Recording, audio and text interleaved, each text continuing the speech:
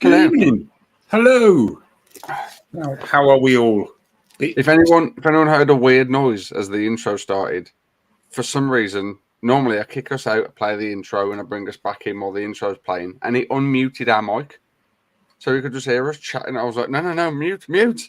So yeah, if you hear I hope the strange noise didn't emanate from me, because I get very nervous at the start. Yeah. There's me sitting here like, I fucking hate Gaz. Why do I have to do this fucking show? Well, I already knew that, so that's not news, mate. It's fine. Right, so we're going to have a few people come trickling in. Hopefully we'll have a few more, because our guest tonight is waiting patiently in the green room for us. But I wanted to have a little bit of a chat with you guys listening before we started. Just to reiterate a point that I think most people have got their head around in our group, but just in case they haven't, the subject of whatever facet of the paranormal that you're interested in, whether it's UFOs, ghosties, Sasquatch, whatever, there is no actual scientific proof of its existence. Yes, there's lots of footage out there of different things, but scientifically, we cannot prove that it actually exists. Yeah. So any views that we give, any views that our guests give, that's their opinion, okay? And that is why they are guests on this show, because we want their opinion. So their opinion may not marry up with your opinion, which is fine, okay? Yeah.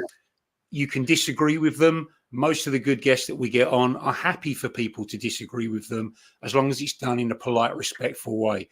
We do not condone personal attacks on people, name calling, laughing, all that kind of stuff.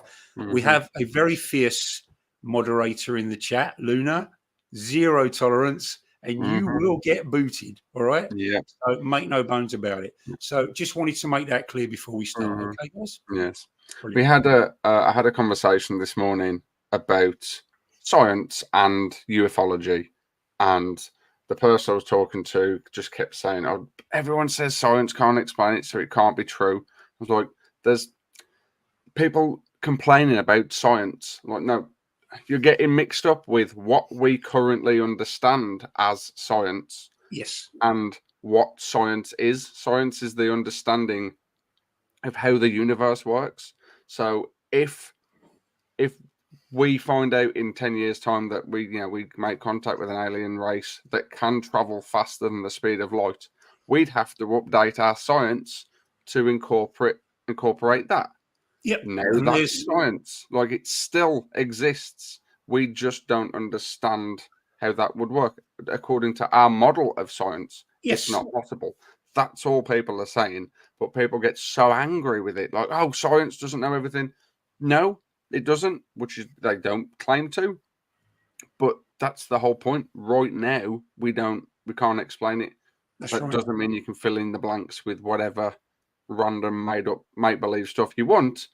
But we do get to kind of guess and sort of educated guess, try and figure out what we think it could be. And as you will find out tonight, science is usually stranger than fiction, because I was doing some research, and Simon popped up on it, and I watched one of his YouTube casts. Wow. It is going to blow your mind. You won't believe it's real, but Simon is going to confirm that it is a real thing. And it is completely flip what you think your current understanding of the universe is. And we're talking about quantum stuff here, where anything can happen, and usually does when it comes to quantum. So we will be getting into that a little bit later as well. And not in the sci-fi film version of quantum, where they just throw the word quantum in front of it so they can make up whatever the hell they like. Oh, it's quantum. That doesn't make sense. Yeah. Okay. But yeah, before we do that, I have, in the spirit of science and possibly aliens, I have some news for us this week. So just find the little intro.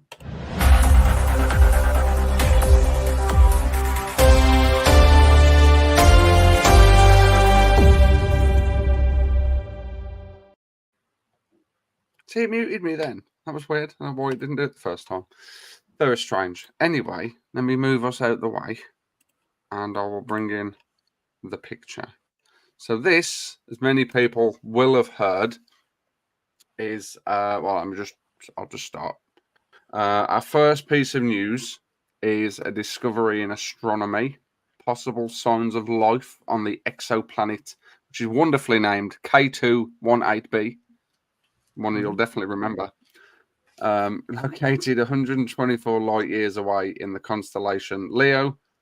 K218b is a super Earth which lies within the habitable zone of its star K218, another wonderful name, where conditions might allow for liquid water.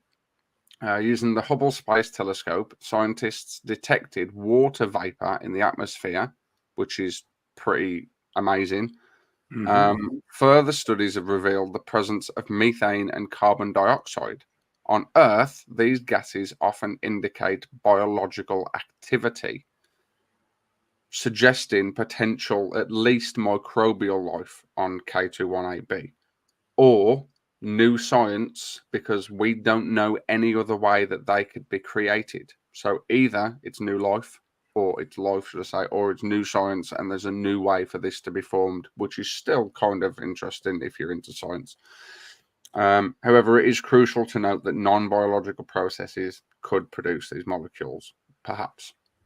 The environment on K218b is significantly different from Earth's, with a thick, hydrogen-rich atmosphere posing challenges for life as we know it. So if there was life there, it would be very strange.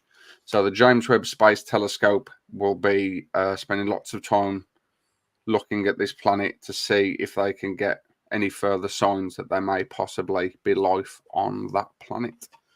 So, well, I mean, I don't mean to pee on the bonfire, but we've got to be a little bit.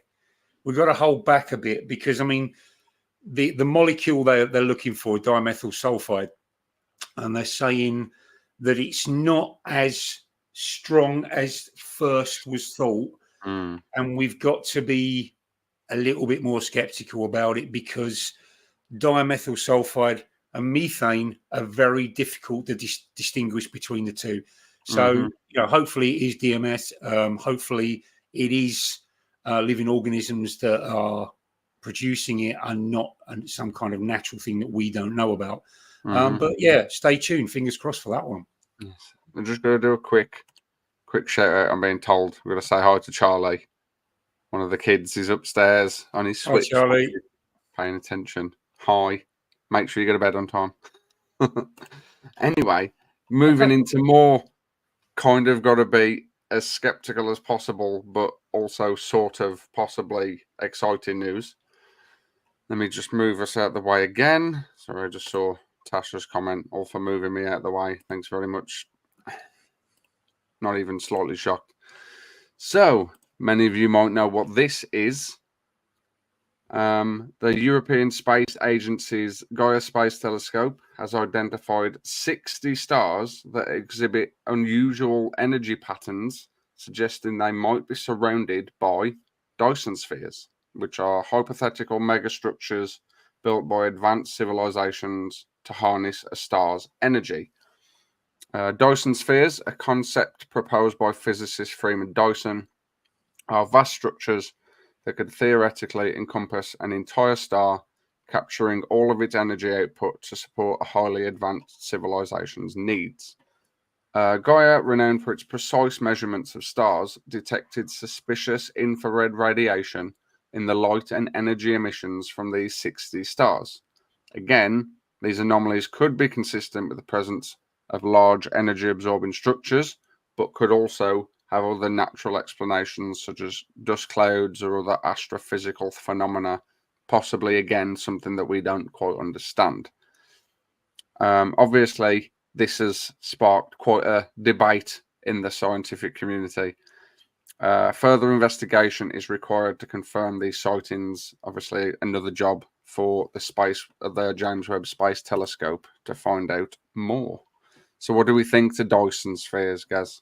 I'll reserve judgment on that, because the the resources involved in building a Dyson sphere are beyond mind blowing. You know, to encompass a whole star, even a small star, the resources, the materials, and the time to do it, as well, from our understanding of, you know, mechanics and things like that, is just my mind. And then there's the logistics of it. Like, if you manage to encompass it, say, like, we just decided to throw all of our money and resources at this, then we built enough of these little things to cover the entire star in solar panels and solar.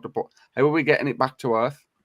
Like, what are you going to just take rockets up there to bring batteries back? Like, what are we doing with it? So just the amount of I can't figure out how the hell that would work. Obviously, I'm not an advanced alien civilization, but there's a lot that would have to work. And if I remember right, wasn't it Tabby's star was another one that they thought had a Dyson sphere because it kept blinking at like really random intervals, which they think was now just gas and dust passing in front of it. So yes, I think it's exciting to think that there's 60. That's pretty good if it is Dyson spheres, or at least some of them could be. But it's probably more likely that we found 60 stars that just happen to have dust clouds in front of them. More than likely. There's a lot of stuff in between us and them, so could be. Right. Yeah. So that's the news for this week, month, whatever it is. Well, we got our guest waiting patiently to come on. Shall we? Yes, I'll let you introduce. I'll sort of moving him around and stuff. All right. Well, he really needs no introduction. He's become very popular on YouTube, streaming stuff about all kinds of subjects, lots about the UFO phenomena. Tonight's guest, Professor Simon Holland. There we go. Hello, Simon. Oh, no sound. We've got no audio. He's muted. Hang on. No, you're muted again. Yes, there we go. You're back. Yeah, I'm back. Oh. Excellent. Yeah. What's going on? What a great show. Beautifully edited, nicely presented. That intro is fantastic. Well done. We love it. Naif's very clever. He's very, very clever. I can tell. You're hired. Come and do editing tomorrow, please. Don't by me. Gives me something to do. Right. Can we ask you to start with, please, Simon? For anybody that hasn't seen your content, who's not aware of your work, you tell us a little bit about yourself and what got you interested in the subject, the science subject, to start with. Oh, good question. All right. So my background is I worked in television all my life. I worked for Tomorrow's World. I worked on Doctor Who. I worked on Horizon, and then as a film editor, and mainly on science programs. And since kind of semi-retiring, I've always made my own films. I did a big series for NASA when I was living in Hawaii. And so it seemed logical to make YouTube. And the thing with television, you have to understand is, maybe Wonderful Horizon makes, 5 films a year, but we all used to feed them really great ideas about flying saucers and weird stuff, and they would go, oh no, we're not doing that, and and so my little brain, originally when I started YouTube, I thought, I'll make all the films that the BBC never wanted to make, not, as a low budget thing, so that was the idea, and then that kind of drew me into a rabbit hole of weird stuff. And certainly one of the things that many mainstream broadcasters don't touch is our UFOs. And I had a very skeptical mind about it, but my mind has really been changed the more that I've studied the science of what's actually out there, and meeting people who have been affected by John Burroughs at the Rendlesham Forest incident has been my real mentor. I mean, I know what he saw, and it was highly strange. It was not of this earth. So great. It's such a great subject, and people seem to like it. So I'm up for it. So is it easier now to marry the two, whereas before it was? Because I was going to talk to you. I was going to leave it to you a little bit later, but I saw one of your videos where you said we were actually contacted. You were told we were contacted in 2019. Yeah. And a very credible source. You're not a guy prone to flights of fancy. You do your due diligence with these people, and you checked what he told you, and you double checked. Yeah. And they messaged us this planet 11 light years away, I believe it was. Okay. Yeah. Well, fabulous question. I mean, the whole thing with I've just interviewed Ashton, who did the MH271 and the alien spheres, and what we talked about is how you guys, me, him, how do we deal with stuff which is really out there? So I was contacted, and I'm really not going to name him, but I know what he does. Part of I'll give a bit of a giveaway here. You won't find him. That he's part of European SETI. SETI is a global organization, and they have the European SETI has a bit of a breakaway from the US SETI, who do their own thing. And in fact, European SETI is better. We Europeans, we have an enormous budget for radio astronomy, whereas in the US they have a continually decreasing budget. And no, the aliens didn't contact us originally. A SETI program found a signal, and it was recognized in a new type of mathematics done, I'll tell you, in Italy, that the a kind of signal that was emanating from this planet, which is, as you say, about 11 light years from here, might be a signature of a technological civilization. And that was about 19 years ago, and they've been studying it ever since. And if you look, I went, really? Why haven't we heard about it? Why are you telling me? Well, I asked all the kind of due diligent questions, and he kept on answering really good why that information isn't being made public and what they're doing. And what he said about what they're doing, he went on to say, and we talked to them. I went, no, cut it out. How'd you do it? It's 11 years, you send a message, you get a return, it's a very slow conversation. He went, no, it's faster than light communication. And when I looked into that, I met the guy who has built the technology to actually talk to them. Whether the whole thing is completely true, I don't know, because it's not out in the public, but I know the scientists involved. Can you just explain to us, please, in layman's terms, for my benefit, about quantum tunneling and how it is a real deal thing and it is being used? Well, the whole quantum world is about probability, and the idea is that a signal, a waveform, can be a very high probability of being here, but there is a probability that it's 11 light years away.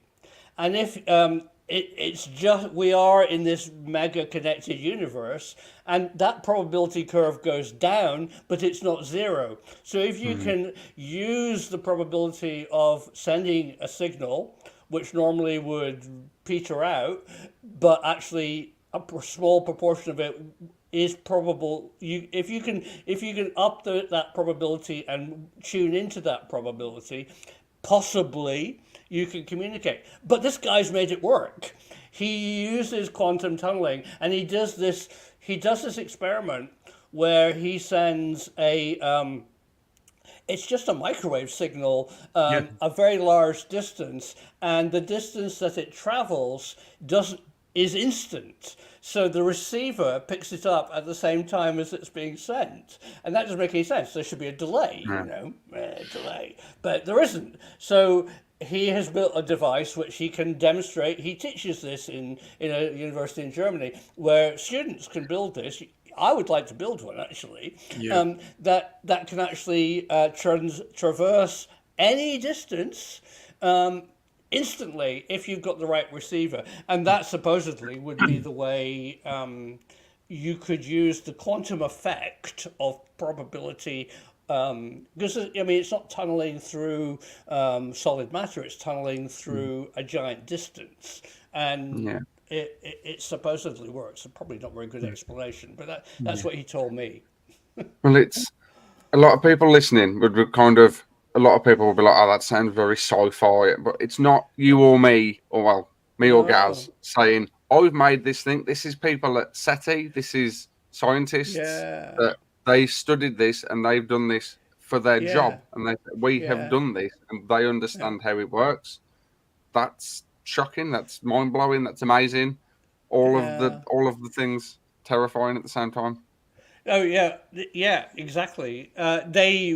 I keep on getting people asking me, what are they saying? And I go, I don't know, they're not telling me. I mean, I think I really drilled down on my source and I said, what have they found? He said, first they found a technological signature, but more interestingly, the most he will say is that they now think there is modulation. That means that it's, imagine you were on the moon and you had a transistor radio, if you guys remember what one of those are, and you're listening to everything on Earth. You were listening to Wi-Fi, mobile phones, and the I Love Lucy show. You would pick up a general kind of buzz, but it would be very hard to pick out an individual radio station, but you would know that there was a technological civilization on Earth if you were on the moon. And that's what he's saying. He said they detected what they think is an intentional, it's not just a natural radio buzz, it seems to be modulated, but they haven't actually, as far as I know, because he hasn't told me, they haven't decoded, pictures or audio or anything. They just are detecting that possibly, and it won't be like ours. They're aliens. It's going to be very different. I love it. And just to reiterate, this hasn't been released. This was something that was told to you. Right. Am I right in saying they did approach the UN?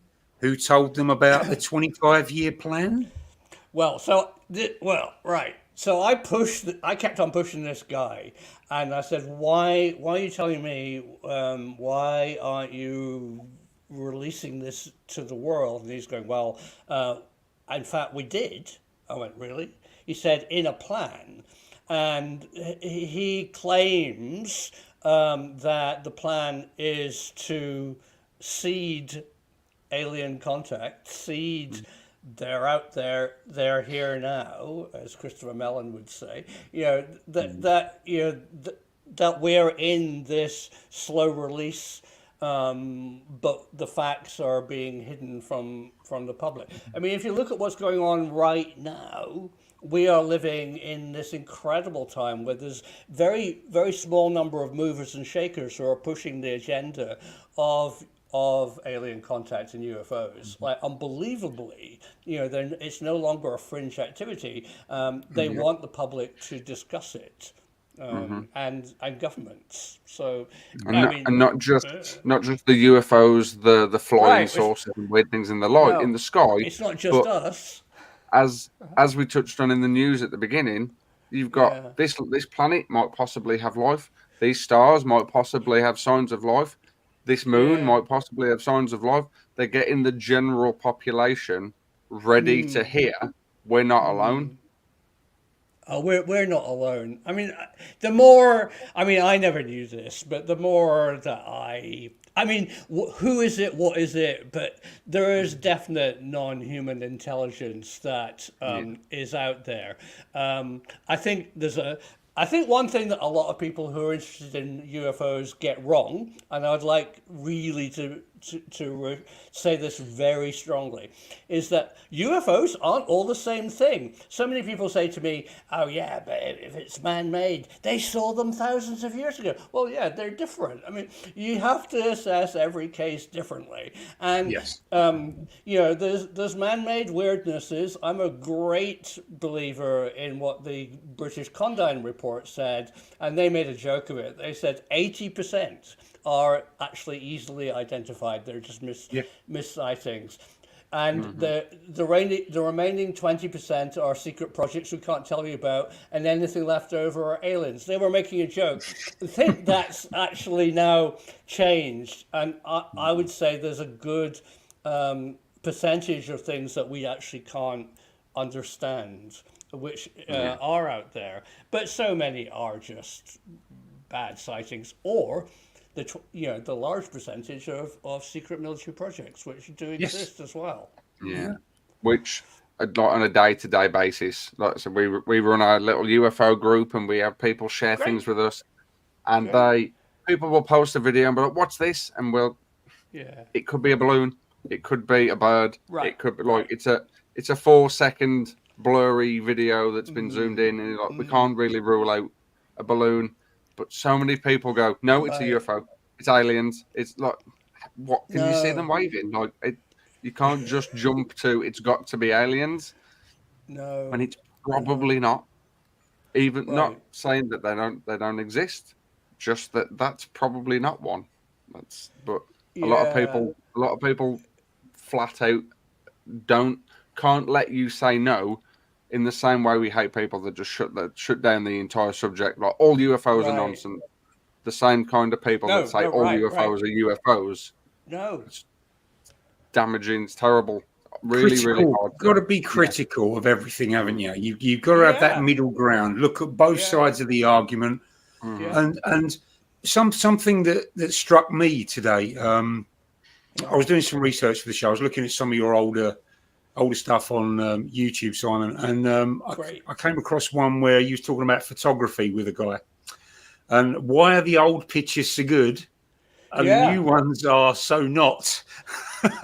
When we now all have incredible camera phones and everybody has one in their pocket, you would think there was going to be a million really interesting pictures out there, and there really aren't. I think, as you just said, Nathan, that's very smart, that a lot of people photograph things and zoom them in, and they don't understand how the cameras work. I think in the past, this guy was really smart. He's a professional photographer, and he said, do people really understand frame rates and shutter speed and lenses that they used to? And if you just take your camera phone and go click and then zoom it into a compressed JPEG and you see squares, it's an alien. Well, it's not. No, you really have to understand, and the quality has so many pictures fall into the LIS, the low information zone.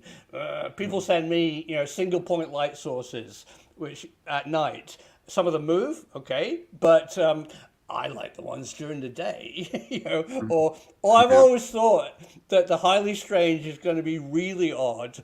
If it's at flight levels with a beacon and a red light, it's an airplane, or it's a bird, or it's the stuff that is truly, I have no idea what that is that it is the really intriguing stuff.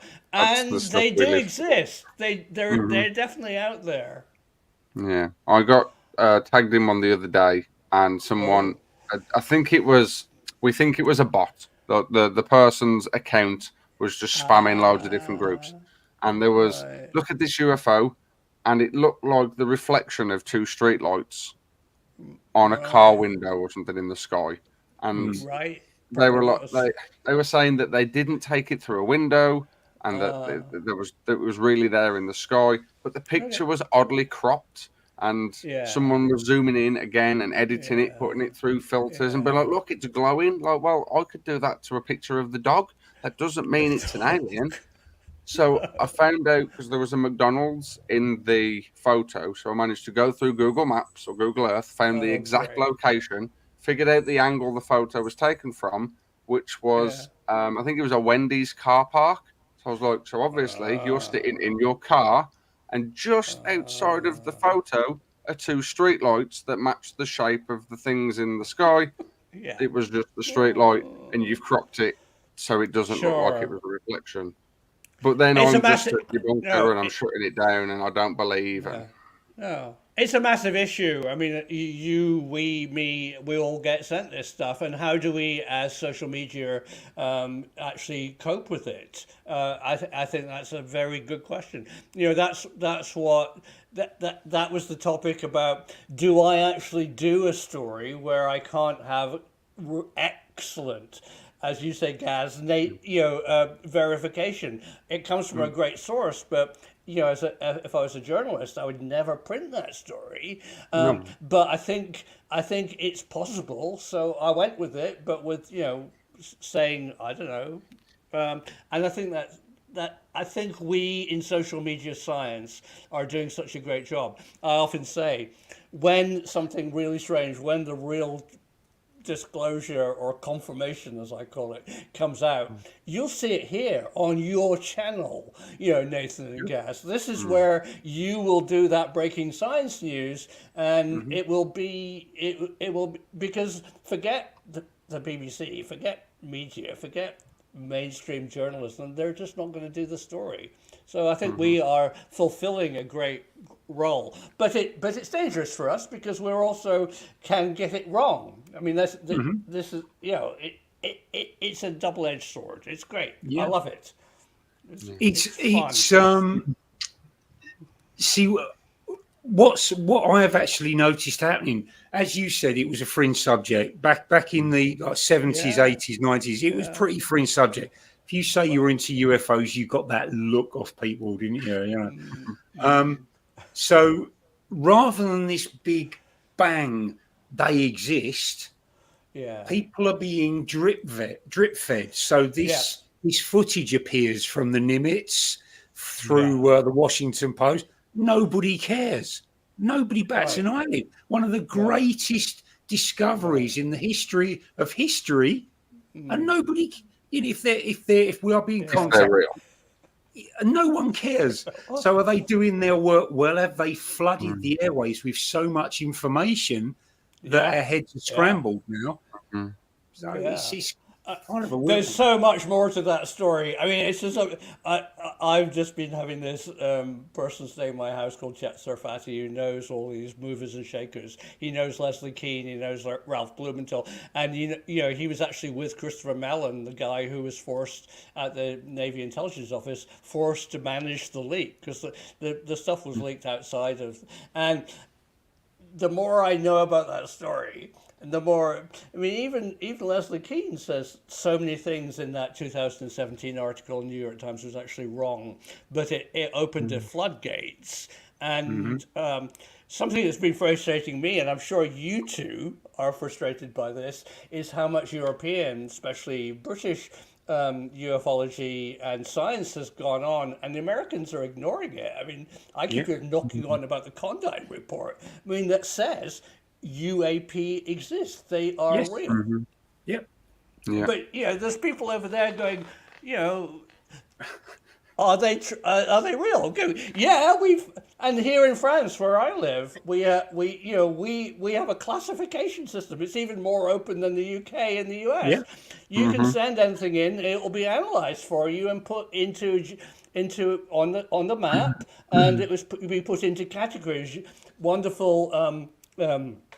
Jacques Vallée came up with the whole idea of the close encounter category, and we in French we use that every day somebody sees something. I mean, 90% are birds, but that's fine. That's great. It's great.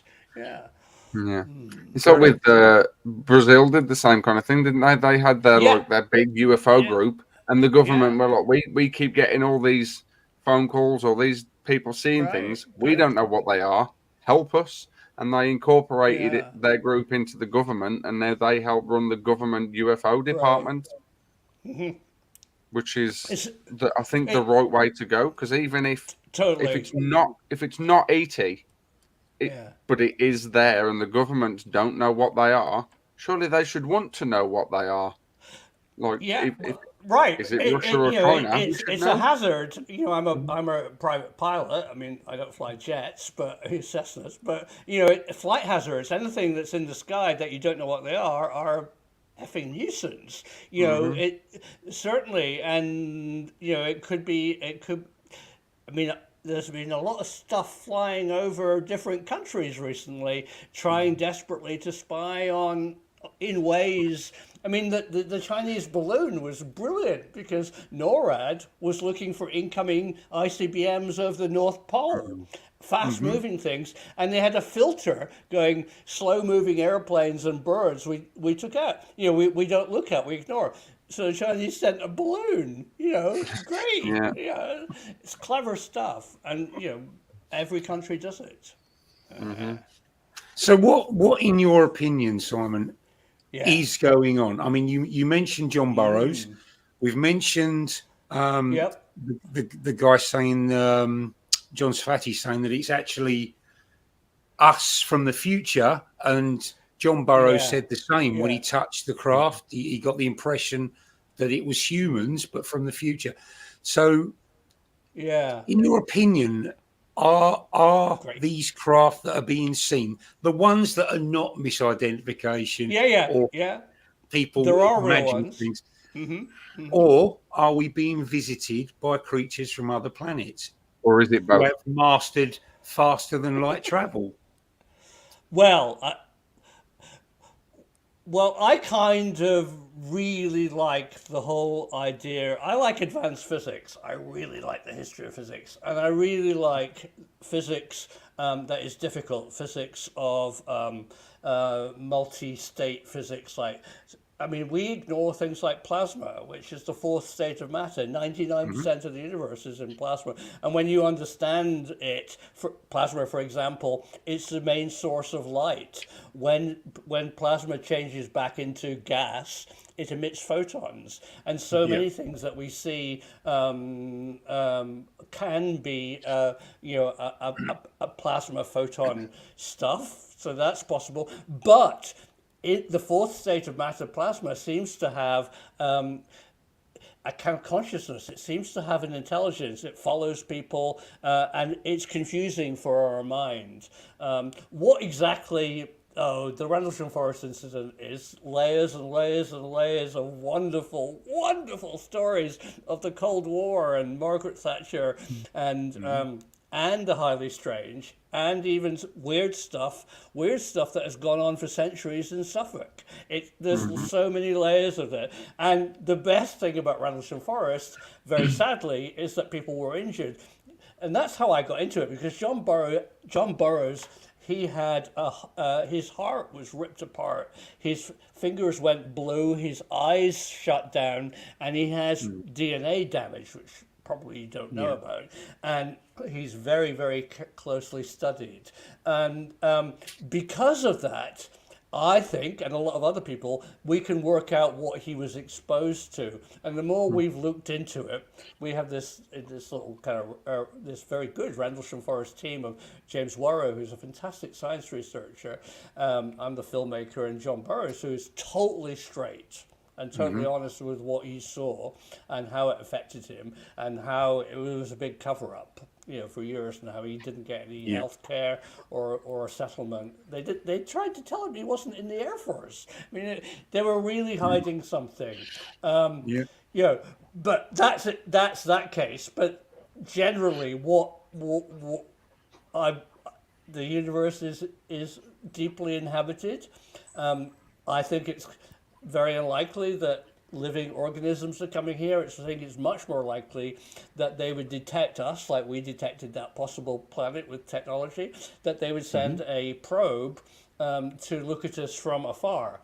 So when Avi Loeb mentions Oumuamua, I go, yes, that's what I'm expecting. A highly strange, out there monitoring system, something that enters our solar system, goes into orbit around Earth with 3 million radars looking for it, seeing it, then descends through our atmosphere and lands in a farmer's field in East Grinstead is highly unlikely. But an AI probe orbiting the sun, getting power for millions of years as we grew up and evolved into Cro-Magnon modern humans, I think that's a good one. There's the other theory that we've touched on lots of times, especially talking to certain guests, because I think it's become a very popular theory because it uses quantum things, which people just seem to throw the term at it to make it make sense. But the possibility that these things have always been here and we just can't perceive them because they're able to use other dimensions, and that there are other physical dimensions of the universe that we just can't see. So there could be an alien standing right next to me right now, and we just can't see it. Yeah. No, well, the whole, definitely. I mean, even we're very bad at even seeing. I mean, we're humans. Look at us. You know, our perception of the electromagnetic spectrum is human. We see. You know, we have a tiny, tiny wave band that we can see. We are from Earth, and there's. I like the whole concept of time base. I mean, our time base is based on our heartbeat. Our clock and time measurement is based on human. An alien that moved at 1 million frames per second, you would never see. It would be gone. Or one that was so slow that you would think it was a rock, you know. And who knows what time base a genuine extraterrestrial will be. Plus, the other thing which I've learned recently, this is really good science, is that we, here on Earth, are really late developers. The universe now, as you guys introduced, James Webb Telescope, great piece of scientific, is changing, paradigm shift, changing the history of our universe. We now think it's probably way older than the 13.7 billion years. There's galaxies out there that you can see that are fully formed. It doesn't make any sense. That means, if you think about that, we on Earth and our solar system are really late. So there's aliens who have lived on planets, who have developed and made civilizations and killed themselves and long gone, long before Earth was even formed, never mind life on Earth. So, you know, there's a hell of a lot of stuff out there in time and in space. Yeah. And while researching the news as well, I found another article. I didn't want to bring this as well because it's not technically UFO, but science. With the background radiation photo that they took of the whole universe, and they got the tiny little dark spot that they thought could possibly be where our universe is pressing against another universe and the heat's escaping. Well, if I remember rightly, they found another one where there's literally nothing in it, a big dark spot, and it's billions of light years across and works out at nearly 2% of the universe, and there's nothing in it. I love it. What is that? That's just mind-blowing in itself. Just shows how much we don't know. Oh, completely. I grew up at a time when, do you know about the cosmic microwave background? So, yes. It's just so fantastic. And great. So when they first looked for it, it was just an overall whoosh. You know, you could pick it up on your old rabbit ear 405 line TV between stations. There was a buzz, but there was no detail. So if there's no detail, there's no us. There was no form. And for years and years and years, they couldn't find any detail in that. And it was only WMAP, which was a great, and some telescopes here on Earth in Chile that eventually found teeny details in that stuff that you just talked about, Nathan. I mean, it's just great. I mean, you know, there's so much cool stuff out there. Do science, kids. It's really interesting. I mean, even look into the older stuff when we were still when Hoyle and Ryle were arguing about the steady state or the Big Bang. Love them. Yeah. I mean, that wasn't so long ago, was it, really? No. Oh, Martin Ryle. Yeah, Fred Hoyle. Fantastic. I mean, this is one of my favorite stories ever. All my mates and people I went to college with were Cambridge people. And that is just, and, you know, and finding pulsars is another great story. Little green men, they thought pulsars were for a week. Oh, Jocelyn Bell. Yes. Bell. Jocelyn, yes. Yeah, she was, and then her tutor and two other blokes got the Nobel Prize. She did all the work. Yeah. She built a telescope, and she found the signal, and then she found lots more. Yeah, it was crazy. I mean, you say she built the telescope. It was basically wooden framing with wire around it, wasn't it, in a field? I mean, right. Pretty much it, yeah. That's right. So that takes me back to the alien signal. Because you kind of think of, I often wear my Jodrell Bank T-shirt because I love it. Love Jodrell Bank, yeah. Yeah, but, you know, great University of Manchester now, but has a fantastic history of actually looking for Russian. It was actually a radar dish. That's why it got built. It was never a radio telescope. I mean, it was later on, but it was originally not.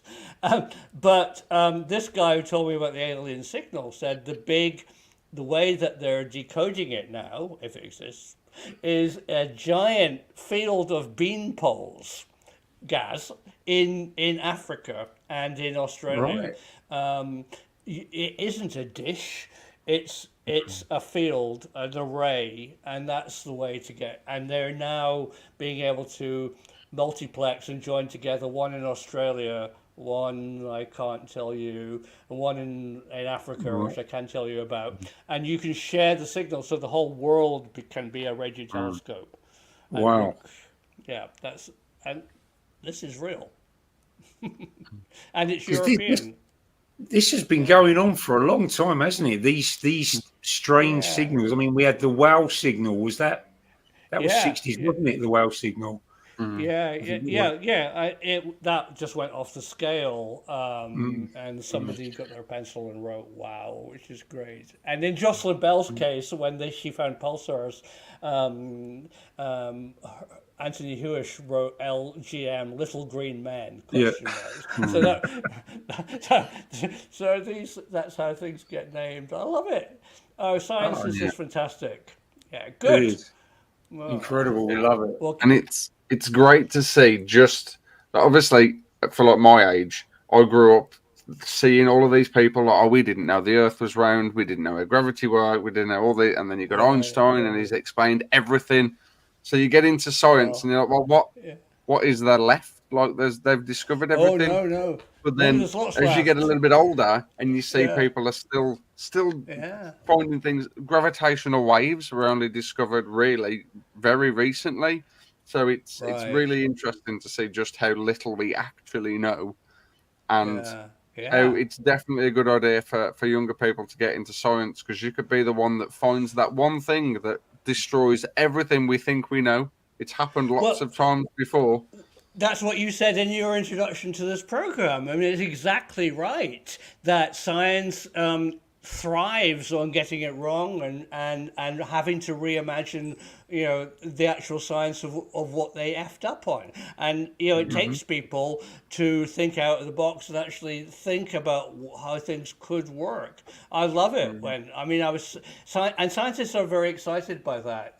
We don't believe, we question, and we kill our babies. That's the most important thing. The science method is you eliminate that list of obvious things that it could be, really hard going, I know what it is. No, you don't. You have to look beneath the list, and it's the one that won't go away that's probably is. Jumping to conclusions isn't science. So do you think Einstein's... Let me just touch one more thing before we carry on. Yeah. It's a bit like the theory we hate the most, the flat Earth theory. Yeah. Is I'm more than happy for people to think they know better and to do an experiment and find the answers for themselves, because that's science. Yeah. Question the known answers and find it for yourself. Just don't sit there going, I know better, the Earth's flat. Prove it. Go and do an experiment. Show me the proof. And then I'll believe you. Yeah, exactly. I love it. Yeah, no, I completely agree. Yeah. Sorry, guys. Carry on. No, it just put me in mind of Einstein, because he hated the quantum theory. But did he? Did he secretly love it because it didn't marry with his relativity? It just didn't work with it, did it? So did he hate it or love it in a way? Because he called it spooky something or another, didn't he? Well, that's right. Spooky something at a distance. Yeah. Absolutely. It was very challenging for him, Niels Bohr, and everybody kind of. He had this classic argument where Einstein truly believed in everything being neat and beautiful, and things that were messy were just wrong. You hadn't worked it out. You had a bad equation. And quantum suddenly became probabilistic, and nothing existed. And he found it very, very challenging. And the classic quote is God doesn't throw dice. I mean, He went to his grave. He lived many years after quantum mechanics and quantum physics actually came out, and he desperately, in his last years of his life at Princeton after World War II, tried to marry the quantum physics of the tiny of the quantum world with the big physics of the universe, and he's never done it, and nobody else really has. We live in these two parallel universes. I mean, even Stephen Hawking tried and gave up and just said, I'll just concentrate on black holes. It's easier to understand. I've got more chance of figuring that out. Yeah, but brilliant. Stephen's absolutely brilliant, and it's more than black holes. What he used black holes as a cipher for it's actually, if you understand a black hole, you start understanding exactly what I've been making a film about this last week about time travel, because you suddenly start. The best thing that I came up with is this triangle, where a bit like the fire triangle, where you've got fuel, oxygen, and heat. In time, in gravity, you've got gravity, space, and time. And I'll just tell you just one thing that will blow your socks off. So you probably know Ron Evans, who ran Project Green Glow. He's often portrayed holding a green ball. Yeah, he worked for British Aerospace, and Ron is a fantastic chap, and he looked at anti-gravity for British Aerospace, and I've been speaking to him recently, and he'd be very happy for me to share this. I said, Ron, so anti-gravity, you made things fly, and he went, we never wanted to. I went, I don't understand. He said, Simon, what is gravity? And I said, well, the best kind of vague definition from Wikipedia is, it's the way that mass affects space and time. And he went, what was the last word you said? Time. He went, that's what we were working on. We were never working on anti-gravity. We were working on the relationship between mass, space, and time.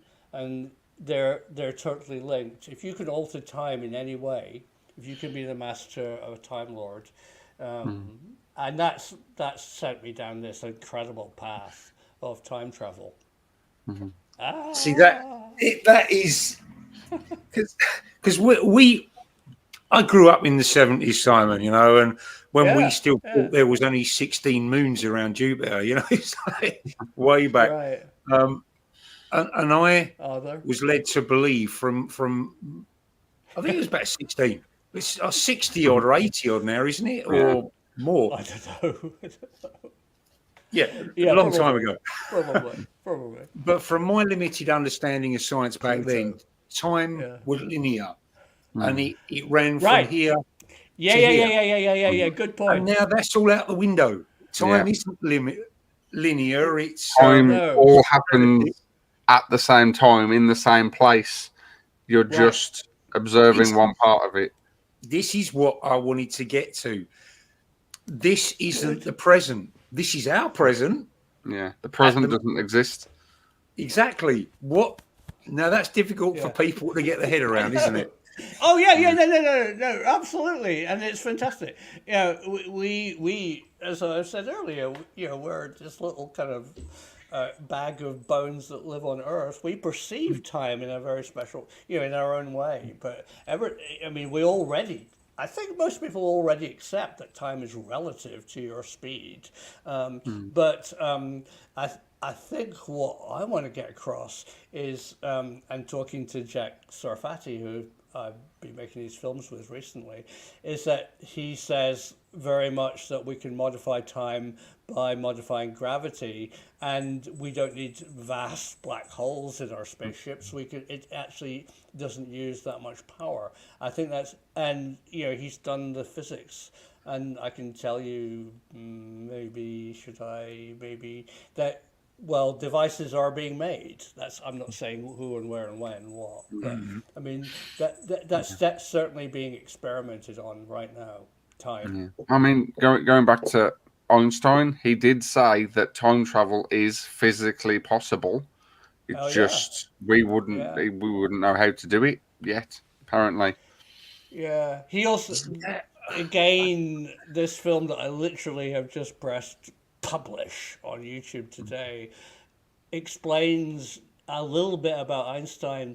Einstein's equations, his general relativity, which deals with time and gravity, it's badly named general, but anyway, it deals with gravity, whatever it is. He ignored a lot. He saw. He wanted his equations to be neat, as we've just said, and he did it in a vacuum. And what he totally ignored was interactive gravity between particles. And if you start looking at the more complex and way that everything interacts, you realize that there are forces which he didn't actually account for, and that's what the Lockheed Martin or whoever it is are looking at, Those devils at Lockheed Martin again. They are responsible for so much, aren't they? Yeah. Yes. They apparently. are. Allegedly. They are. Allegedly. Yeah. I know. Come to US. Yeah. Oh, this is such a great channel that you guys are running. I'm so pleased that you're open to science and cryptoids. It's fantastic. Good. Well, I was going to ask you about that, Simon. What are there other facets of the paranormal that interest you, or is it the subject, the unknown as a whole, that interests you? No, I'm only interested in science, actually. But the way that science interfaces, no, that's rubbish. I'm interested in everything. But no, I like irrational thought. I like rational thought. I like as you said, Nathan, about flat Earth. I mean, it's fantastic. Yeah. Go out and be creative. No, there's no subject I wouldn't touch with your barge pole. It'd be fine. Well, we look into it because we want to know why. I mean, I'm not saying that there's life after death, Simon. I'm not saying that there are hairy creatures running around the woods of America. But what are people seeing? Not everybody's making it up. So if they're not physically seeing something, why do they all think they're seeing something? Is that a psychological thing? Like, that's just as interesting. Exactly. I mean, precisely the psychology of the way the human. And I'm particularly interested in perception, and I think there's a lot of things that we don't perceive particularly well. And there's definitely strange stuff out there that we are. Need to look into. And one of the problems with science is that there's a stigma related to flying saucers and Bigfoot. I mean, because you don't get funding to look at it. The only people who get funding is Lockheed Martin. Yeah. Well, speaking of cryptids, one of our earlier guests I spoke to, Scottish investigator Ron Halliday, who suggested that the Loch Ness Monster Everyone obviously assumes that it can't be there because there'd have to be a huge population and we'd be able to see them. He used the idea of different dimensions and or possibly time travel. We're actually seeing the creature as it lived millions of years ago, but just every now and again the times merge and we get to see glimpses of it. And it pops up. There's my best impression. Right, yeah, no, I love that. I mean, I think one of the things that happened in Rendlesham Forest is that there was definitely man-made weaponization going on. I know exactly what they were doing there and why they were doing it. But it's quite possible that literally, I think I choose my word very carefully, unleashed or opened a portal up to something which they weren't expecting. Certainly, they didn't know what happened. There were some people who knew what they were doing. There was a project going on which was, to this day, it's really secret. It's really hard for me as a filmmaker because even Margaret Thatcher knew about Rendlesham Forest. Why? Because there was a big project going on. But there was something else there too. Something that was either evoked, as you just said, Nathan. Something appeared which they weren't expecting, and that it's really challenging. Yeah. I think we've touched on quite a lot of the fact that government obviously knows something's going on, even though before recently in America with the whole UAP thing, that they'd happily say there's no such thing as UFOs. Nothing like that exists, and yet we know of certain cases that nope, you can't see that, and lock it away. Why? If there's nothing there, why are you covering it up? So with was it the Calvine photos that apparently got handed to the MOD and they went, yep, no one's seeing those. They were due for release. Was it 2019, Gaz? They were due. They should have been. Yeah. And they were locked away for another 50 to 70 years. Why? If it was 30 years ago, someone took a picture of an American craft, why is it still so top secret for the next 70 years that you have to lock it away? It just doesn't make sense. No, it really was secret. No, it's incredibly. There's a lot of money involved in what they were flying that day. Oh, it's great. I love the Calvin case. It's crazy. I mean, I never actually considered the Rendlesham incident to be anything other than what we've read about, especially in view of the fact that apparently they were storing nuclear weapons on site, because we're getting two sites, yes, Woodbridge and Bentwaters. Yeah. I thought it was another like Maelstrom Air Force Base. Right. Something like that. I didn't consider the fact that maybe it was some secret test of some kind that had gone wrong. So yeah, that's opened my eyes. And a little bit worrying because we're off there in a couple of weeks, aren't we?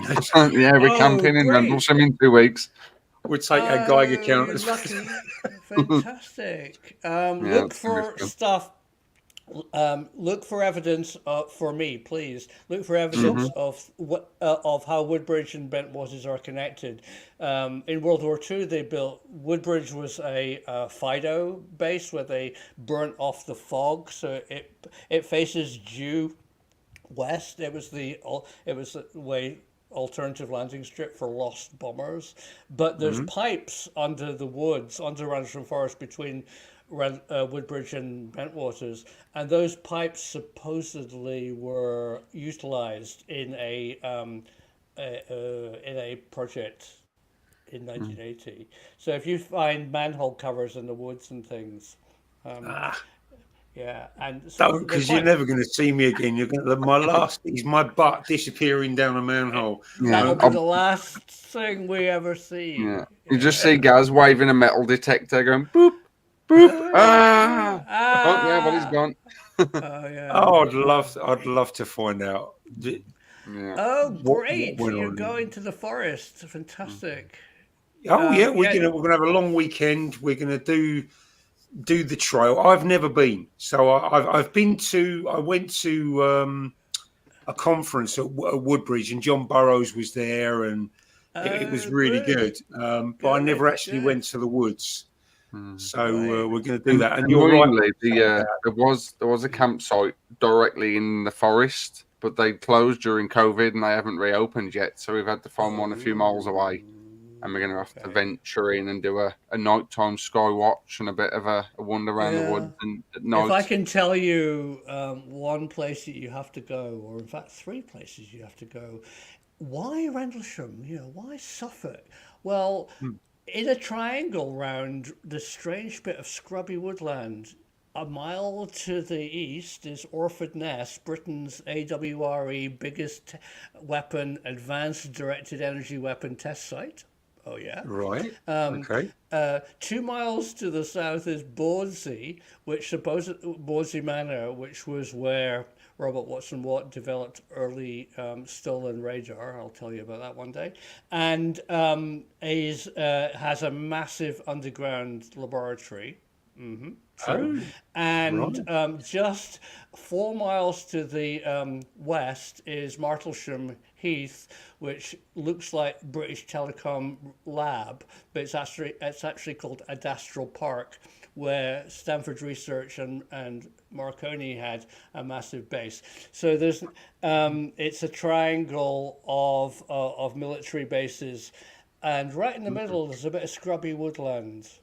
Oh, it's called Rendlesham Forest. I wonder Weird that. why. Well, Weird we're that. already going to Orford Ness because the missus was like, I need to go to the beach while we're there. So I was like, Oh, well, brilliant. Yeah. while we're there, if we're going to go to any beach, we'll go to Orford Ness. So at least Yeah. we're still doing something while we're there. It's Yeah, not like And we see can if build you left things. the and look lighthouse. at yeah, the light. Well, the lighthouse. Well, it's not there anymore, but what's left of the Why? lighthouse. Why? Yeah. If, they took it down. I know the people who took it down. They took it down because the top of it was a lighthouse, Trinity House Lighthouse. The rest of it wasn't an effing lighthouse. It was obviously on Orford Ness. They used it. They used the other floors for lots of science experiments, and it was just. The sea was getting quite close, and they didn't want it to, fall over and expose what was inside it. But only the Trinity House, lamp room has been kept. The rest was completely destroyed. And check out Cobra Mist as well. The Cobra Mist building. Yeah, I can give you a few contacts. The plot thickens, doesn't it? It's just Always. Yeah. It's Kept. It's a brilliant story. Good. Congratulations. Going to Suffolk. we're doing it. We're doing Yeah. how out of touch are we, us general public folk? I thought you meant we, as in you and me. Then Yeah, I was going to say, of what's going on, and I don't mean within UFOs. I mean the whole of the science field, because the guy that used to run Lockheed Skunk Works, Rich something, he said we already have the technology to send ET home, and if you can imagine it, we can already do it. So how out of touch are we, and how far ahead do you think they actually are? Oh, completely. I mean, you should speak next time you bump into him. You should speak to John Burroughs. What John Burroughs did after Rendlesham, where he worked, and what he was actually doing. I know what he's doing.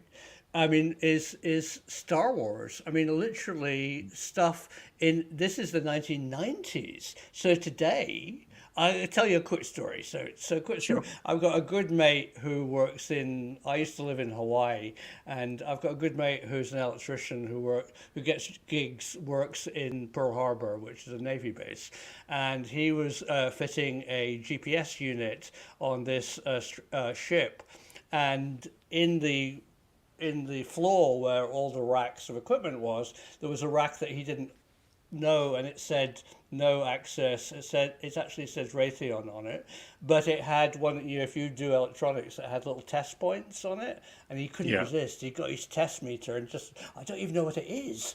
It looks like maybe a communication device. He hooked up his test meter and it went off the scale. He said the clock speed of the device that was controlling it, I mean, forget about your latest M2 Apple iPad. It's like, forget it. He said he would think that technology was probably 20, 50 years ahead of anything commercially available. Which makes perfect sense, But Gaz, you actually asked about science. I think science is a lot more open. I mean, I think science community peer reviews stuff and shares it internationally. I mean, I think that's one of the things about SETI, although I don't totally trust the SETI organization.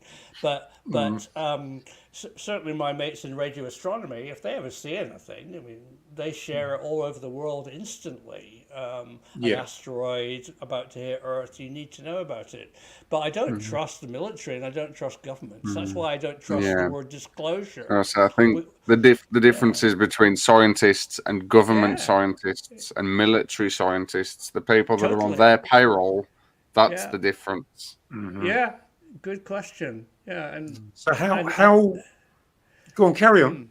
No, go. I was going to go off on a tangent, and fine.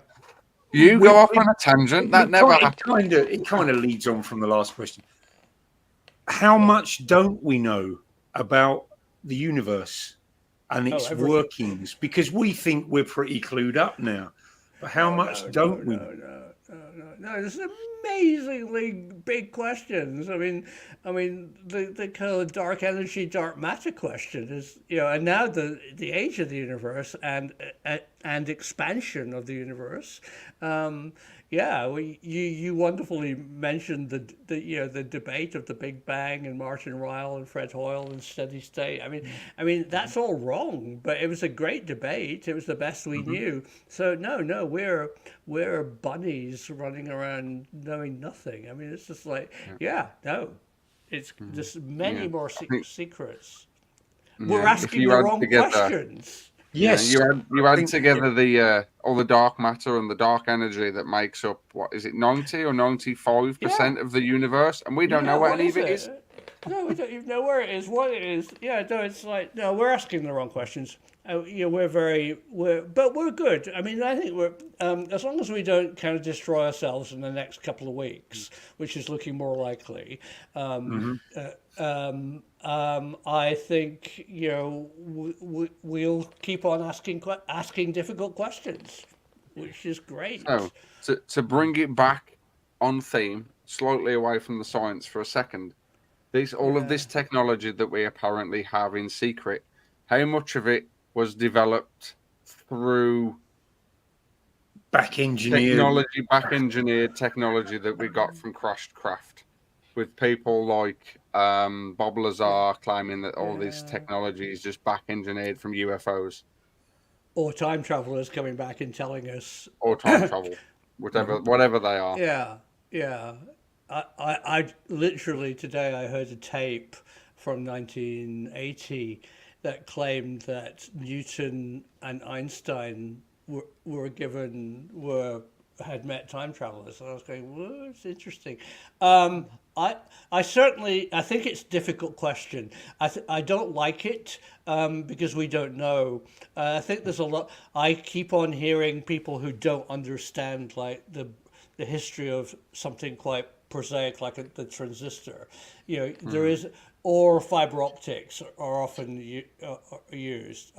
I dug deeply and found dark secrets about the cavity magnetron, because the cavity magnetron is a very strange piece of hollow metal. If anything's alien, it's that. But it wasn't. It wasn't alien. It's great. No, we are very clever bunnies. I mean, we don't perceive reality in the form that reality exists, but we can heat a sheet of metal and make a Boeing airplane out of it and fly it to Torremolinos. I mean, it's amazing. But I mean, we're using the physics that we can perceive. I mean, as when they looked at the atom, they realized that there's nothing there. It's just energy. I mean, there's no form. I mean, it's just. But we hit things and make steam engines. It's just brilliant. Yeah. We've often said on the show, haven't we, Nate, about the world we perceive isn't anything like the world we live in.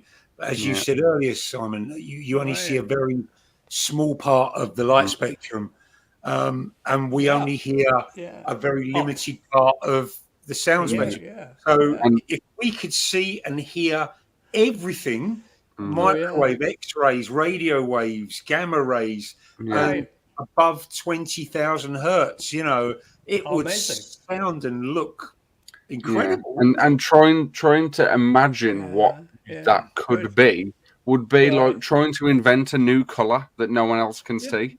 How do you describe that? You can't.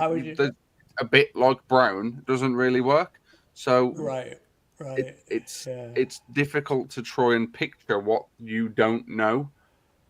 But that's what we try and do. And we're just energy. We're just we're just a kind of probability chance that we exist. I mean, the whole thing. If we're just. What are we? What is the universe? But we're great as humans because we operate in this bubble of being a mammal on a planet, breathing very poisonous oxygen that everybody else would hate. I mean, we're just very special creatures, and but we have no clue what's really going on in a bigger context.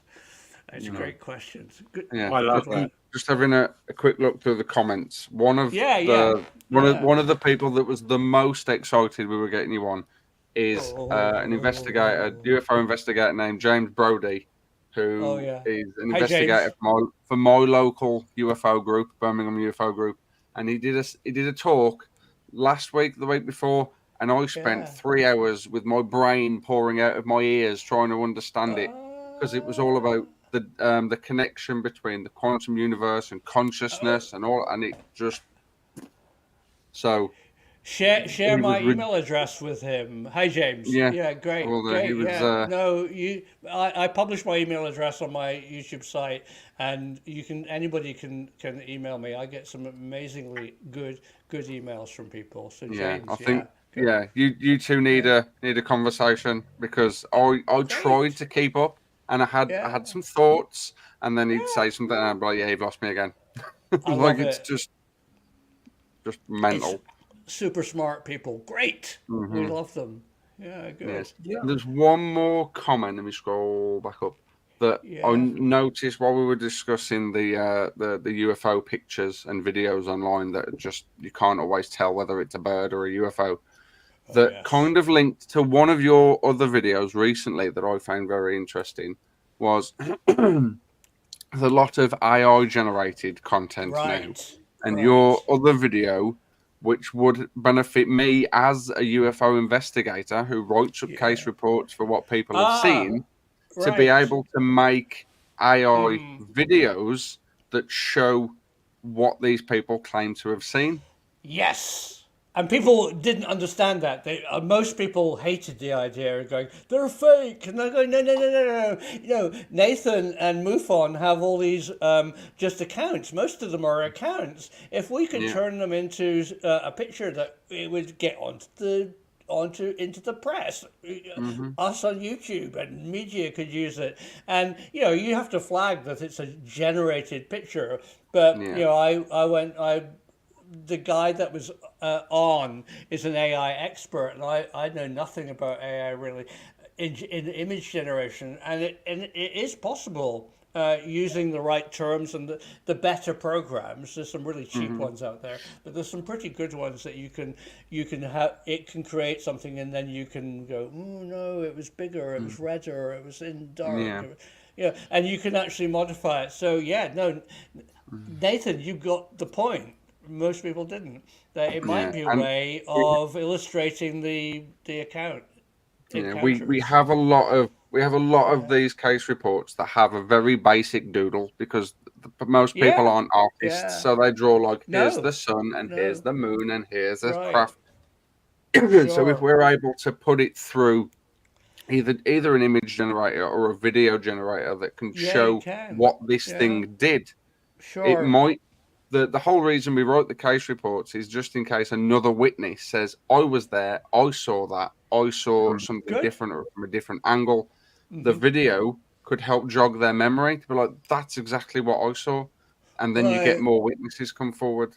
And it might help the witness as well to work, in a bit, to kind of, remember more details and say, so was it this color? Go, oh no, it was a bit more orange, or, it was blue and had dripping bits or whatever, fantastic. It is today, it is possible. In that film, there's lots of links in the description to the better AI programs that are being used professionally, and they are coming on leaps and bounds. I've just dabbled, but my guest certainly teaches AI visualization. So get in touch. Yeah. That was, so James has just commented what his talk was about. There you go. Consciousness connecting to the information field. Good subject. So really that's good. that's when my brain exploded. So mine just exploded just reading that. Like fascinating, really interesting, and I struggle to keep up sometimes because it's there's a lot to try and keep up with, but definitely very, very interesting. You should put me in touch, James. You and I need to talk, and maybe we could do a recorded Zoom call on a subject that you're fascinated in. So good one, mate. I'd like to talk to you. Good. There we go. James also. Gaz, you're on about how many moons Jupiter has now. It's gone up even higher now. So I think anything that goes near Jupiter just becomes a moon now. Yeah. James, can you come and live with me? He just knows all the things we don't know. Fantastic. Yeah, no, research is so important. Good. So what's next for you, Simon? What are you working on at the moment? And what are you hoping? I'm really happy. I just had No. I'm in the middle of this series. So Jack Sarfati is, his mentors built the atomic bomb. He's a physicist. He was hired by the CIA to answer the question, how do flying saucers fly? He's fascinated with time travel, and he talks a lot, as you probably noticed. And he stayed here for 4 or 5 days. I took him around caves and castles, and filmed him on a kind of action camera. And he just told me tons and tons of stuff. So we're now only in film 2 of at least 4. I mean, he was the Emmett Brown character. He was Emmett Brown in Back to the Future.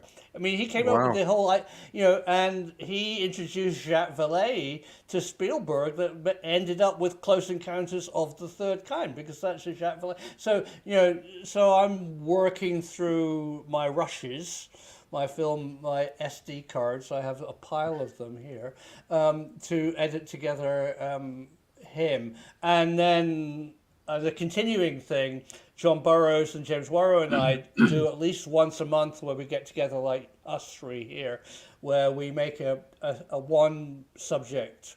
We're currently deep diving into the Condon report and what British government knew about Rendlesham. That comes out about once a month. So and then the random stuff. Because I've come across the name Jack Sarfati before, and I did a little, and his claims were, no disrespect to him, they seemed outlandish to me at the time. And then I did some digging into him and the fact that he's the circles he used to move around, Edgar Mitchell, Carl Sagan, Drake. Everybody. I mean, No, he's the really real very deal, connected. isn't he? He's the real deal, yeah. So Yeah, the one thing from Rendlesham which has come out, which ties into Jack Sarfati, is the weaponization of physics. So ever since the Manhattan Project, where they turned a blackboard equation into a bomb, they opened Pandora's box and used physics for weaponization, to use it as an unknown force of nature, a piece of physics out there that could be used as a weapon. Jack Sarfati lived through, he was born in 1939. His tutors were Manhattan Project people, and he's gone all the way through that era. That fascinates me. So he's hard to talk to because he wants to talk about time and his theory. But I keep on, I've had lots of conversations which are slowly coming out. I'm going to do a film about films. How did he make Back to the Future? What was that idea? And the story behind that is great. So I'm very interested in the era that he's lived in.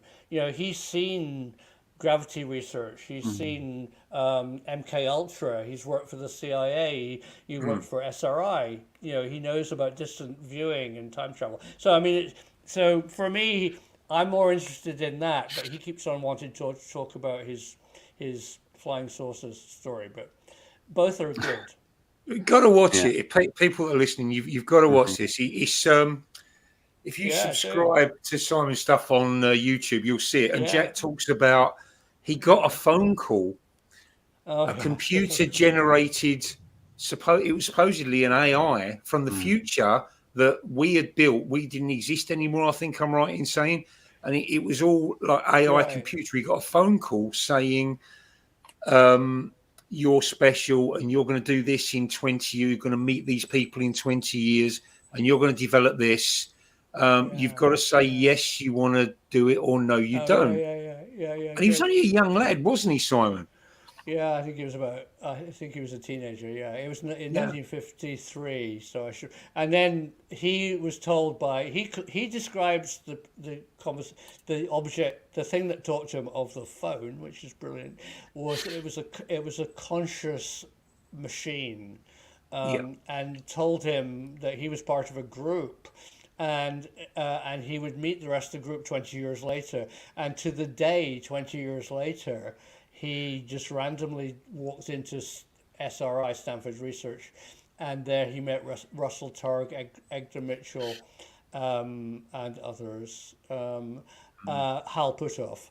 And they all said, the phone call. So what? That in itself is incredible, isn't it? That's mad. He wasn't even going there. It was just like it was, and it definitely happened. And I was going, true. He said, well, listen to the tape. The CIA recorded it, and he gave me a copy of the 1/4-inch tape, and I included a clip. It's hours long. And they're mainly talking about Uri Geller. I mean, spoon bending, but Uri Geller was way more than spoon bending. Right. Yeah, they had him involved in what was the project that it was kind of run by the Monroe Institute, but I can't remember the name of the actual project. He did a lot of stuff like remote viewing and all that kind of stuff. They were very, very, very interested in Uri Geller for that. Sure. And the big goats the staring at goats. Well, the whole history of the staring at goats is this brilliant, Gaz. It was post-Vietnam, and they wanted not to send us, young guys, to fight in jungles anymore. They wanted to build a weapon system by staring at goats. It was alternative warfare, and that's what was being funded. The big funding, and then it went into SDI. Strategic Defense Initiative, which, by the way, was nothing to do with Ronald Reagan. But anyway, really? No. It started many years before. It was Edward Teller, and it was under the Carter regime. That's the big. Wow, that far back.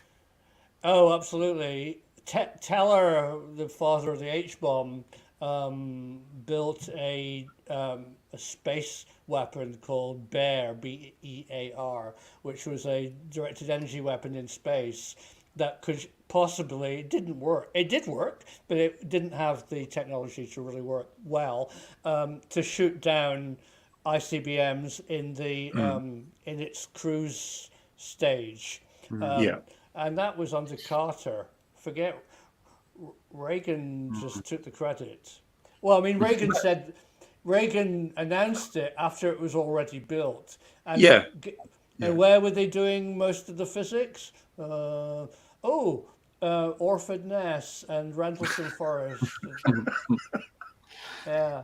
Who'd have thought Rendlesham Forest incident and Star Wars were linked? I would never have guessed that. Ask the phone. Ask British Telecom. They know the answer. Ask what was actually underneath Martlesham Heath and Astral Park. Who did they rent offices to? That's what they were doing. It was a Star, and at the time, Britain wanted the money. Under the Thatcher Heseltine, they really desperately wanted to sell British physics to the Americans, and the Americans bought into what we were doing. And British physics has always been at the cutting edge. I mean, the Cavendish Labs in Cambridge, radar, directed energy weapons, connection with Tesla. I mean, brilliant stuff. Well, I mean, all the kind of atomic stuff. You wouldn't have had an atom bomb if a man in physics hadn't worked out what the neutron is, because you didn't have a chain reaction. I mean, you've probably heard of, long before the Manhattan Project, Britain worked out tube alloys, which was the great name. We dropped bits of plutonium down a tube to see how fast it would go past and become critical.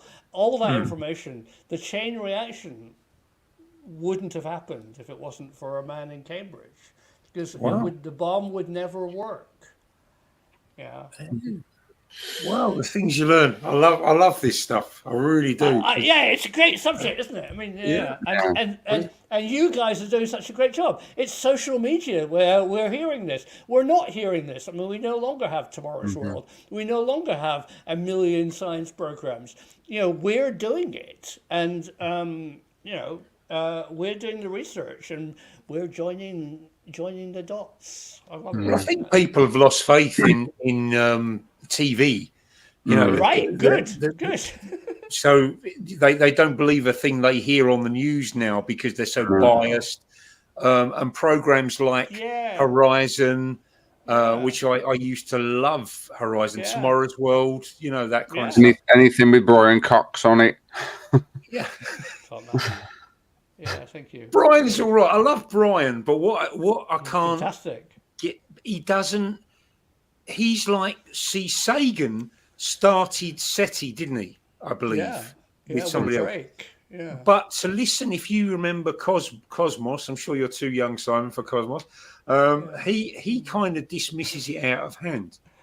The series Cosmos.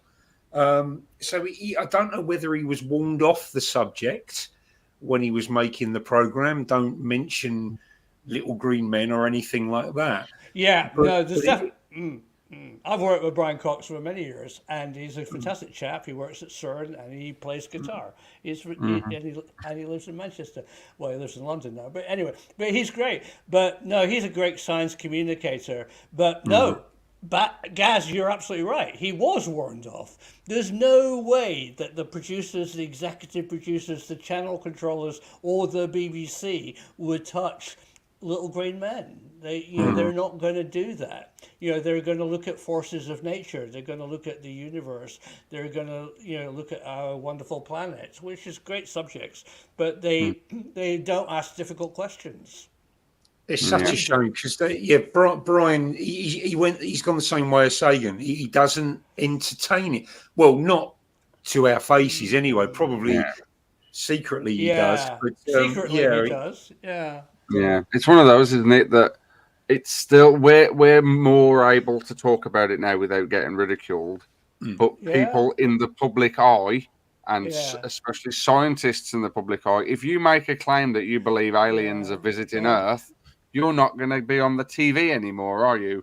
your All career's gone down the funded, pan. right? You're just So, it's just going to be completely you're out of it. yeah, you'll be on Ancient Aliens, and that's it. Ooh. You mentioned him a minute ago, Simon. Nikola Tesla. Oh yeah, He's yeah. a hero of mine. Oh, good. What was he, in your opinion? What was he into? Why, Oh, when he died, his yeah. hotel room, the New Yorker, was raided, and all Oh, of his paperwork was taken, wasn't it, by All unknowns? the three-letter agencies wanted to fight over it, and who got what. yeah, So, was yeah. this guy? I mean, ahead of his time doesn't cover it, does it? Really? I mean, He so was what? so ahead of his time. I mean, literally, yeah. His ideas. He was, yeah. I think he's absolutely a genius, and we are still using and still even developing Tesla technology that now begins to work because we begin. I really wanted I deep dived, and I'm sure you've done this, guys, into what the death ray was, and it's just so fascinating because he came up with this force field, this shielding system, long before we knew that it was effectively a particle accelerator. And if you look at how Chadwick broke the atom, split the atom in Cambridge, they used the electricity, the power that Tesla could produce using a Van de Graaff generator and a Tesla coil, which is a swing which goes up to millions and millions of volts, to rip apart matter. That's how they did it. But Tesla didn't know anything about, supposedly. He can't have known because the atom, he really predates all of that. But Yeah, so much of stuff that he worked on is just fascinating. it is. And now we got people like Stephen Greer, who is really Yeah, promoting, like James just said, the 0 point energy thing. This yeah, free energy that no, is that's about, and apparently there's true. working models have been made, and Sure. the technology's been stifled. So Well, I mean, Well, Tesla wasn't far off before his funding was cut. Once the people right, funding him realised he was going to be giving energy out for free, right, right, obviously right, they right, didn't want to keep giving right. him money. One of the things that, I mean, I think it was John Burroughs and I were talking about this. If you are going to fight a war, he's been in many battle zones. For months before, you're going to put fuel dumps there because, a Humvee and a tank and an airplane, especially American ones, are burning hundreds of gallons, to the mile. It's ridiculous. yeah, And the big technology that is being pushed is to make everything wireless power systems. That's Tesla. I mean, very much. If we can, if you could have everything electric with giant battery storage, and you could recharge your tank, and you could wirelessly transmit the power to Afghanistan. The logistics of, even in World War II, getting fuel to D-Day was unbelievable. It was one of the Yeah. hardest problems. So Tesla, top man. Yeah, he did so much more. incredible. And he liked What pigeons. Yeah, pigeons? he was very good. Yeah. Have you? What are your thoughts on? Let's go full on Star Trek now. Oh, yeah, yeah, Your yeah, yeah, thoughts, yeah, yeah. your thoughts on Right. teleportation? Because I mean, it's No. kind of old news now that a particle has been teleported. Yeah. I don't know if it's in the sense of the Star Trek teleportation kind of thing, Ooh, yeah. but is it something that you can see happening in the future, or is that just a flight of fancy? I haven't. I haven't actually. Yeah. Certainly, I heard about the particle. Yeah, no, there's so many problems with beaming me up, Scotty. I mean, yeah, no, it would be immensely hard, but I did meet somebody who worked on a film called The Science of Star Trek, Hmm. and one of the most amazing things is that fiction is often the biggest inspiration for engineers and for scientists.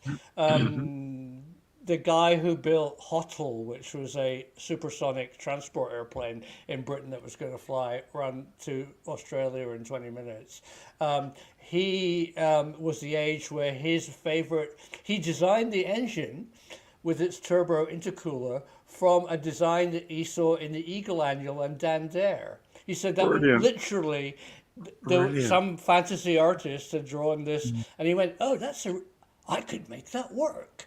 So no, Star Trek, the tricorders and everything about Star Trek, of course, I love. But most of the technology in Star Trek, other than like the way the ships work and stuff, all the little handheld devices that they've got, and being able to see each, we've got all of that technology now.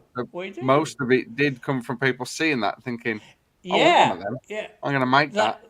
Let's build one. Let's build a Dan Dare watch that I can talk into. I can now. It's just fantastic. I mean, I think talking back to your teleportation device. I remember reading. I can't remember who it was now, but he said technically now we know that we can make one particle through entanglement. We can move one piece of information from here to there.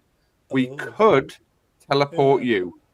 We could teleport you one particle at a time, but it's the putting you back together again at the end that we have the problem with. You'd all be there, but you'd be in the wrong order. That's the issue. It's surviving the teleportation. That puts me in mind of that Eric Morecambe clip where he says, "I'm playing all the right notes, not necessarily in the right order." Exactly. That's a classic clip. Would you really trust Microsoft Windows to reconstruct you? You'd have to press apply, and then I didn't download the driver. Yeah, not without an update. No. That's right. No. Oh no, scary stuff. But you just imagine if, like, while you're being teleported as well, if a fly came in just at the wrong moment and you just get smushed together, and now suddenly you're either this big or you've got massive eyes and wings. That sounds like a good premise for a film, that actually. That's a really good script. Yeah, that's right. We could get Jeff Goldblum to play. It's brilliant. He said technology comes from people seeing it on things like Star Trek. If someone sees this video and thinks, "I'm going to make that," don't do it. Don't make that. I make weird fly person. No one wants that. Do you know what? I think Gene Roddenberry was a time traveler. To come up with the idea of warping space-time in the 60s. I mean... well, it was. How? Yeah. How did he know about that kind of stuff in the 60s? So it's amazing. No. Yeah, exactly. I mean, was it actually being done? Probably not. But there was certainly funding, as you've said, Gaz, about staring at goats. I mean, they looked at everything. Really exotic physics was looked at. One of Jet Sarfati, I have to mention him again. He's in this fantastic book called How Hippies Saved Physics. And because he's of that era of looking completely at weird stuff, and really, really interesting stuff went on.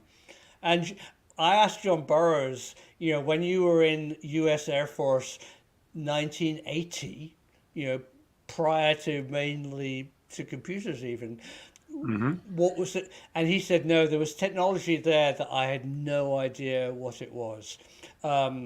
He said the U.S. Air Force at the time in the Cold War was at least 50 years ahead of anything that you could buy at Tandy, Radio Shack, or Argos catalog. I mean, it's really, it was very sophisticated. Which is something, I think that number 50 years has kind of been thrown around by a lot of people. When they're talking about the secret technology and things that are being tested, that we are around 50 years behind. Like, how many different governments will tell you that their best military equipment now is a drone that you can control, remote control, you can fly it somewhere and you can drop a bomb, you can watch people, whatever. I can go and buy a drone for like £50. So you're telling me I can buy the US military's best technology? That's impossible. There's no way. So it only really makes sense that we only have drones now because they're obsolete. They don't need them anymore. They have bigger and better that makes drones useless. Which is terrifying. Sure, absolutely. Yeah. And in all aspects, I mean, telecommunication, what we're doing here, I mean, you know, the internet way predates anything that you know about. Because it was it was Cold War, definitely. So do you see the quantum tunneling as the next step for communication for us? Because at the moment we have to bounce off a satellite, don't we, and back down. Yeah. And there's a delay. It's a great question. Everybody's saying quantum communication is impossible because, you know, okay, we have pairs which you can look at one and the other will be mirrored, but you can't actually control it. You know, right? Yeah, but that's just not true. You can actually go today and look at the military are using some form of because quantum communication, it's not necessarily tunneling, but it's a good way of assessing it, is instant. It's faster than light. It's irrespective of the distance. So yeah, sure. If you just imagine getting data down from a low Earth orbit or a high Earth orbit military observation satellite. If you got it instantly and there's no delay, how are we going to go to Mars? And when Mars is a long way from Earth, it's going to take 30 minutes to order a cup of tea. I mean, it's just ridiculous. No, quantum communication exists. I'm sure it does. I mean, just to give people an idea of what we're talking about, the theory behind it is that you could send a message from Earth to the furthest point known in the universe. Irrespective, instantly. Yeah. And you need to get your head around that. You need to look at what quantum probability is and quantum entanglement. And then suddenly you go, oh, so the universe is not like we think it is. Yeah, no. As soon as you have quantum communication on your iPhone 10 or probably 20, it's going to be amazing. Yeah. And they've done the experiment with it with a particle and a mirrored particle on it. They were a few miles apart, I believe. Yeah, I think any further there was going to be buildings and stuff in the way that could have interfered. And they vibrated one, I think it was, and the other one mirrored it. Yeah, and it was crazy, really bizarre stuff. Speaking of quantum entanglement and information being able to be sent from one place to the next instantaneously, we've got a few questions. James has asked, do you think we're all connected universally? Yeah. So could we be able to send information via quantum entanglement? Yeah, absolutely. I mean, it exists today. We are all part of a giant... It seems more that... Well, consciousness is a higher plane of quantum mechanics. What we think and consciousness connects us all. There's great evidence that we can tap into a universal consciousness, and it seems to be very directly related to a world of the non-physical. I hate using the word quantum, but the way that quantum particles work could be very similar to the way that we are all connected through consciousness. And one of the thought experiments I've mentioned to a few people that a lot of people when they have a near-death experience, they die and they come back, they claim that they saw a big white light. It's like, well, if your consciousness, whatever it is, could be that information that makes you could be sent via quantum entanglement from one particle to the next. Most particles in space are inside stars. So What if that big bright light you see when you die is just the particle your consciousness is entangled to that's inside of a star? Yeah. You wouldn't feel heat, you wouldn't feel pain, you would, because that particle doesn't have the physical body in the brain, but that could be the information you're swapping. It comes back the other way, and you instantly see this white light, but it's just literally light from inside of a star, which is weird. It's brilliant, Nathan. You see that it takes social media science to ask a question like that, and maybe what you are thinking about as a thought experiment, just the same as Albert Einstein did. He did thought experiments about consciousness and stars and light.